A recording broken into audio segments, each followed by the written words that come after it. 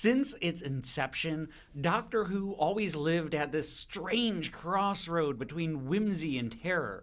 Even in the earliest iteration, there are moments where we see the Doctor embracing this childish delight. I fooled them all. I am the master.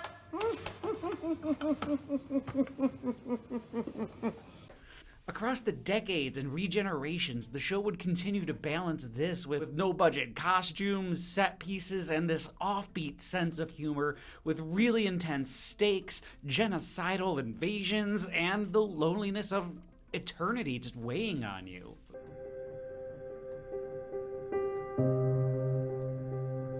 Where William Hartnell's first Doctor introduced us to the character's tragic experience and wisdom, the second Doctor changed the game. Patrick Troughton gave the Doctor a revolutionary new perspective, the clown that fought to keep his crown, offering a world that demanded gravitas instead a cosmic hobo. Scatter!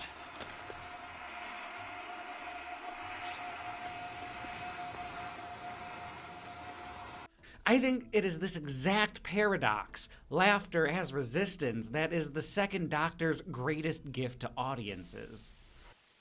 The bad news is Doctor Who is going to start a little bit late tonight. About 5 minutes later than it normally would. We invite you to stay with us because the good news is we've got someone very interesting inside the TARDIS. Let's check this out. Hello? Hello there, I've got bad news for you. I'm not coming out. No, come on, you have to come out. No, come it's on. past my bedtime. Yeah, come on, come on, it's just... No, I refuse It's 3 to come o'clock in the morning in London. What are you, a wimp? Come on out here. Hello? Hello there. Patrick Troughton. How'd you do? Live Nice on New to Jersey see you. Network. Jolly good. This is yours. We just close the door in case anyone escapes. Okay, here you go. From a production standpoint, the era of the second Doctor marks the first experiment in a new form of regenerative storytelling, really. With the series' original star William Hartnell's declining health and onset stress, producers opted to literally rejuvenate the character, which meant those producers had a new problem: how to keep this wildly successful program alive without its literal face. So, why not change that face? Patrick Troughton's casting was pretty radical, I think. It would have been a safe move to try and replicate William Hartnell's portrayal. Instead, Troughton opted to just invert it. Where Hartnell was patriarchal and stern, Troughton was elastic, mobile, and never-endingly funny. But whatever you do, and this is important, you must throw it before 10 seconds have elapsed. Otherwise, you are liable to blow... 8. Doctor! This was a practical decision. Different actors have different strengths, but it was also revolutionary. Regeneration didn't just mean a new life for the character and tone, but the series as well. We see an early BBC that is willing to take big risks by changing the main character's entire vibe, and it paid off because the second Doctor clearly opened the door. Ah, thank you very much. That's very civil of you. Oh, my word. You claim to be able to help us. Paving the way for something that can now be endlessly reworked and reimagined. Behind the scenes, it was decided to lean more into variety. Not the original producer variety. For a while, anyway. With creepy mummy-like horror in The Tomb of the Cybermen and political thrillers in The Now Lost Highlanders. Eventually, the series would use these as opportunities to backdoor pilot the next iteration of the series in cheaper, Earth-centric narratives that involved the now series staple of Unit. Colonel Lethbridge Stewart. Brigadier now. I've gone up in the world. Troughton made acting choices that added the connective tissue throughout all of these stories, and his whimsy let the writers explore these catastrophic ideas beside light-hearted comedy without looking down at the audience. No, I was just wondering, you see, you introduced this element of comedy into Doctor Who, and yet really you were known as a serious actor. Does this mean that really, sort of underneath this serious face of yours, you really would like to play more comedy parts? But Doctor Who was a serious part. It wasn't an unserious part at all. Gracious me, Billy had made him this crotchety old gentleman. He was very serious, and I had to be very serious too. But the way I made it serious was by making him a bit of a clown to start with, a sort of offbeat thing, you see. But that, we started rather wild, and we mellowed as the time went on, see. So the Second Doctor has some of the longest running and most iconic companion in the franchise's history of great companions. Jamie, Victoria, Zoe, even the holdover companions in Ben and Polly matter because they each reflect and react to the Doctor's whimsy in their own ways.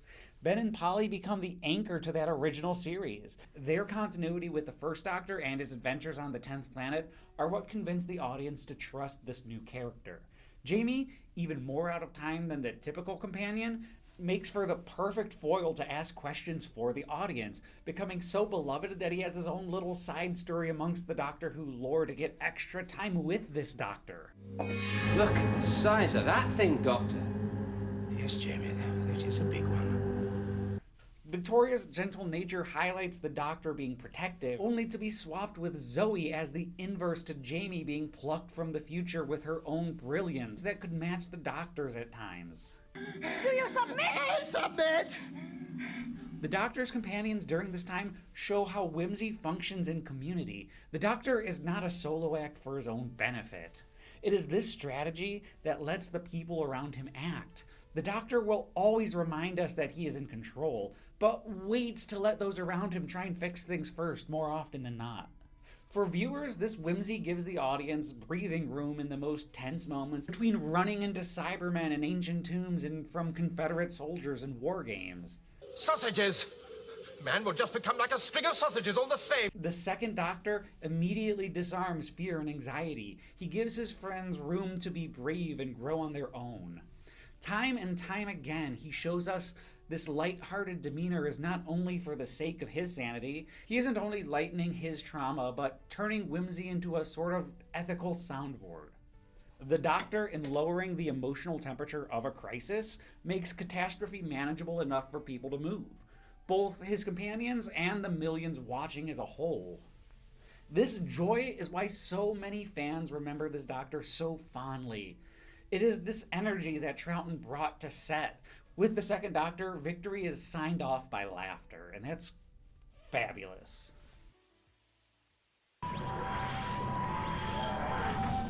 Whoa! Oh, I don't know what's worse. Destroyed London or London in the 21st century. And you know what this kind of reminds me of? The most popular media franchise in the world right now, Ichiro Oda's One Piece. And huge spoilers for that stories and its themes, by the way. Sorry, but I'm dead. Because One Piece is a story about laughter. It's about lost promises. It is about this very intentional foolishness that binds people together while the world is sometimes literally sinking around it. The story follows the absurd Straw Hat Pirates, led by their even more absurd captain and Monkey D. Luffy, who ate a fruit that gave him the magic power of Toon Force, essentially. The Straw Hat crew do a few things when walking into danger. They have a damn good walk-up, and they smile throughout entirely. One Piece has been slowly burning for years to this culmination that is still ongoing, but in expanding his power, Luffy becomes the literal god of joy and laughter. And I cannot help but feel that Joyboy is so deeply Doctor Who. Both Luffy and the Doctor smiled no matter the consequence, because they believe in every action they make. Not only that, but Joyboy's laughter comes with promises. Not only that the day will be saved, but that it takes work from everyone to do that saving. Like the Doctor letting his companions grow and learn by doing, the Straw Hat Pirates ensure those that they are fighting for are also growing, sometimes literally rebuilding nations, and that is not something that lasts if you do all the work and just dip out. Even more importantly, neither of these characters are just dumb optimists. Their joy is ethical. It is an act of solidarity, laughing with the vulnerable. The Doctor's jokes often hide his fury, where Luffy literally takes on the grief of those around him by physically aging after using the power of Joyboy. Laughter does not drown out grief or pain. They carry it. They ensure it won't be forgotten. To me, these stories' lessons are so clear. Whimsy is not avoidance. It is a stance for hope that knows and understands grief. I'm kind of sorry. I feel like I got a little off topic there. But comparing stories, their themes and histories, how they have evolved over the decades and these endless iterations, these are the histories I cannot help but get enough of.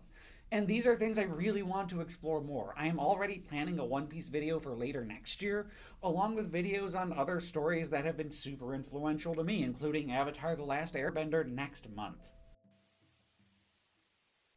Who says you're not lucky, having Channel 54 to tune to, with the Doctor every weeknight and on Saturdays? What more could one ask? Except perhaps whether you're a member. After all, programming this good deserves your support. And it's really easy to do your bit. You just pick up the phone, dial 998-5400, and tell them who you are. Hello? I'd like to make a pledge. Troughton.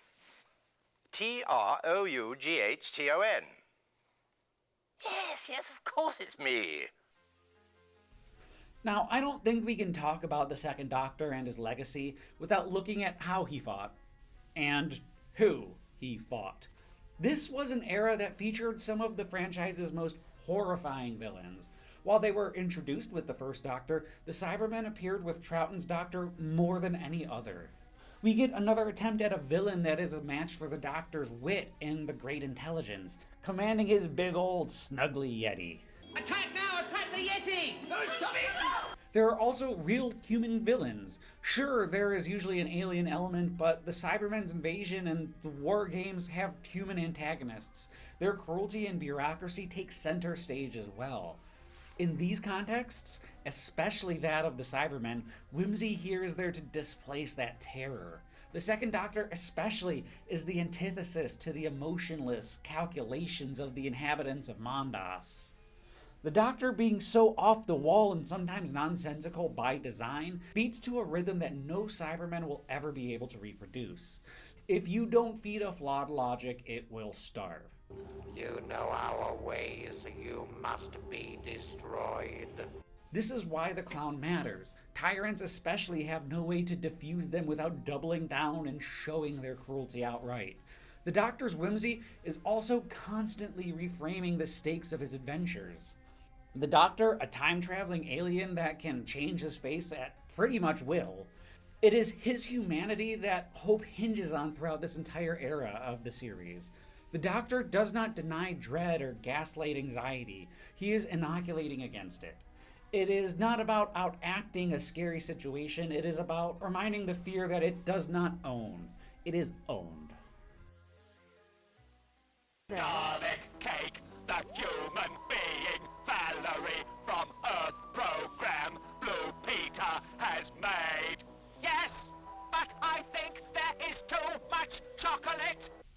So, for a long time, contemporary media has equated heroism with this grim, dark attitude. Emotionally dark, hyper-mature content really sells right now. But there are other kinds of maturity. This is where the Doctor has always shown in every single one of his forms, the Second Doctor included. It's the paradox of emotional capacity, to be serious and understand consequences, yet insist on play. For a lot of people today, myself included, this is an important survival strategy. It is a way for exhausted audiences to cope with catastrophe. All day. I don't know what the heck is going on. But somehow, it feels like it's all my fault. Joy, whimsy, choosing to be kind needs to become a form of cultural replenishment, allowing us to mourn while moving, because I am sorry, but the monsters of the world are not going to stop to let you grieve. Climate change, loneliness, alienation, addiction, billionaires with sex islands. These are real-world monsters that get starved out when faced with information and delight. The only facts they won't challenge are the ones that keep the wheels greased and the dollars rolling in. The what if? Humor will never erase the past or policy failures, but it can sustain a people struggling to survive. It preserves the imagination, keeps it ready for collective action. Don't think of the Second Doctor as this trickster being. He is the embodiment of civic resilience, the cosmic hobo that lives on his own terms, in his own spaceship, with his own crew. The actor Patrick Troughton, best known as BBC Television's Doctor Who, has died. He was 67. He'd appeared in a number of other television programmes, including Coronation Street and All Creatures Great and Small. Patrick Troughton had a heart attack while attending a Doctor Who convention in America with other stars of the series. Greece and Turkey are still keeping their armed forces on full alert. The Second Doctor shows us, he teaches us, that when danger shows up at your doorstep, humor is not the retreat of a coward. It is tactical, it's a philosophy, a lifeline for countless lives. 我总是看到事情好的一面，那不是因为我天真，而是必要，而需要。这也就是我的生存之道。 In a world of cold logic, artificial intelligence, and algorithms that grind down and distills fear into headlines, the Doctor asks us to have a more complicated response. He is asking us, telling us that we can grieve and dance at the exact same time. But, you know, the memory of him won't always be a sad one. I think it will. You can't understand being so ancient. Eh? I mean old. Oh. You probably can't remember your family. Oh, yes, I can when I want to. And that's the point, really. I have to really want to. That you can be fully aware of the stakes, committed to fight for freedom and what is right, while also keeping hearts light enough that they are able to act. I have never found laughter to be a defense. It has always been a courage. So I will encourage you to watch the War Games, Tube of the Cybermen. Watch and understand what it means to save lives with a light heart. Doctor Who skate this time? Buy Wool's new shape Skyray with double flavors of raspberry and orange. And you get a free color picture card, one of a series showing Doctor Who and the Space Raiders battling with Daleks. I genuinely hope this has been a good talk for you. Writing this out and recording it has really been hugely cathartic for me. If this is a philosophy you can get behind, tell me, please. Let me know I am not alone here. And in contrast, if you don't agree, if you think One Piece jumped the shark when Gear 5 wasn't as angry as Gear 4, or this kind of laughter is an insult in the wrong context, also let me know. Differences matter, and you still matter. Know that you can, if only for a moment, make calamity not feel so final. Oh. Hello. Upcoming episodes. Avatar: The Last Airbender is coming in July. And then Seven Samurai in February. Then there will be Dungeons and Dragons throughout March. Then we will be going into Metroid, the NES game, and Zero Mission, that original story, throughout April. Finally, we're going to be tackling Pixar. Pre-Disney Pixar, to be specific, in May.